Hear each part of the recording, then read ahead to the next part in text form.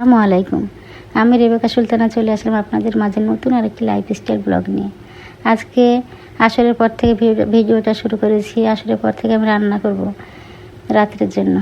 এখানে আমি কেটে নিয়েছি কুমড়ার শাক, পুঁইয়ের শাক, কাঁঠালের বিচি, ছোটো আলু আর পটল। করলা ভাজি করব ছোটো আলু দিয়ে, আর হলো মুরগির মাংস। তার আগে বিকেলে নাস্তার জন্য দেখেন আমি বুট ছিল ফ্রিজে, সেগুলো আমি ভেজে নিচ্ছি। বুটের ঘুগনি করেছিলাম আগের দিন, সেগুলো ভেজে নিচ্ছি। বুটের ঘুগনিগুলোতে নামিয়ে রেখেছি। তারপর করলা ভাজিতে চাপিয়ে দেবো। চাপিয়েও দিয়েছি। দেখেন পেঁয়াজ, মরিচ, হলুদ দিয়ে করলা ভাজিটা আস্তে আস্তে আমি করে নেব মচমচা করে। তারপরে যে বুটের ভিতর পেঁয়াজ, কাঁচামরিচ দিয়ে দিচ্ছি। আজকে নিমকি নেই, চানাচুর দিয়ে খেয়ে নেবে। এই তো করলা ভাজিটা আমার একদম হয়ে আসছে। এবার আমি কাঁচা পেঁয়াজ দিয়ে দিব কিছু। আগেও দিয়েছি, পরে নামানোর আগে কাঁচা পেঁয়াজ দিলে করলা ভাজিটা অনেক ভালো লাগে খেতে। প্রায় হয়ে এসছে। এখন আমি কিছুটা কাঁচামরিচ দিয়ে দিব।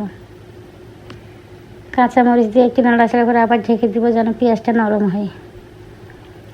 এ পর্যায়ে বলে নিয়ে আমার ভিডিও যদি আপনাদের এতটুকু ভালো লেগে থাকে তাহলে প্লিজ লাইক, কমেন্ট, সাবস্ক্রাইব করে দিবেন। আর যদি ফেসবুক পেজ থেকে দেখে থাকেন শেয়ার করে দিয়ে আমার সঙ্গেই থেকে যেতে পারেন। আর যারা অলরেডি এই কাজটা করেছে তাদেরকে অসংখ্য অসংখ্য ধন্যবাদ। পেঁয়াজ দিয়ে কিছুক্ষণ নাড়াচাড়ার পর ঢেকে দিয়েছিলাম। এই যে করলা ভাজিটা আমার হয়ে গেছে। এখন আমার দেখেন বিদ্যুৎ চলে গেছে।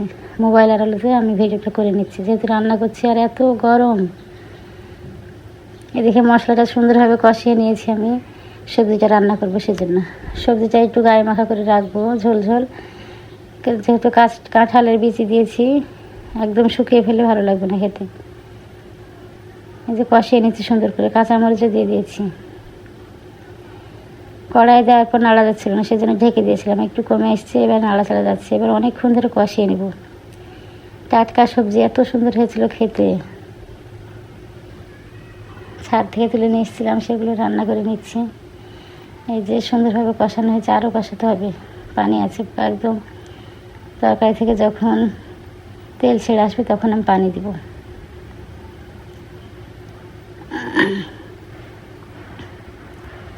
একটু কষিয়ে নিয়েছি। এবার পরিমাণ মতো পানি দিয়ে দিলাম। এখন পর্যন্ত আমার ভিডিও যারা দেখছেন প্লিজ একটা লাইক দিয়ে দেবেন। আপনাদের একটা লাইকে আমার এই ভিডিওটা আরও অনেকের কাছে পৌঁছে দিতে সাহায্য করবে।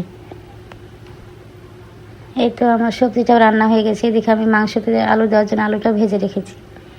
মাংসটা তো কষিয়ে নিচ্ছি। এদিকে মাংসটা কষিয়ে নিচ্ছি। বেশি কষাবো না, কষানোর পর আমি আলু দিয়ে দিব। কারণ এখনকার আলু সেদ্ধ হতে চাইছে না, অনেকক্ষণ ধরে না কষালেও হবে না। আলু মাংস একসঙ্গে কষিয়ে নিয়েছি। দেখেন সুন্দরভাবে তেল ছেড়ে এসেছে। এখন আমি গরম পানি দিয়ে দিব। এখন রাত হয়ে গেছে, আমি মাগরিবের নামাজ পড়েছি। রান্না করতে করতে সারা যেন দিয়ে দিয়েছে। আমি এদিকে রান্নাটা হয়ে এসছে। এবার জিরা ফাঁকিটি দিয়ে নামিয়ে নেব। তারপরে ভাত চাপিয়ে দেবো। রাত্রে রান্না করছি। ননদরা ঢাকা থেকে আসছে, তাদের সেজন্য ছেলে গেছে তাদের সাথে বেড়াতে। ঢাকায় সবাই আসছে, রাত্রে খাওয়া দাওয়া হবে, সেজন্য আমি রান্নাটা করে নিচ্ছি। এই যে আমার মাংসটা রান্না হয়ে গেছে, এবার নামিয়ে নেব। জিরা ফাঁকি দেওয়া হয়ে গেছে, এবার নামিয়ে নেব। দেখেন মাংসের কালারটা কত সুন্দর এসছে। আসসালামু আলাইকুম।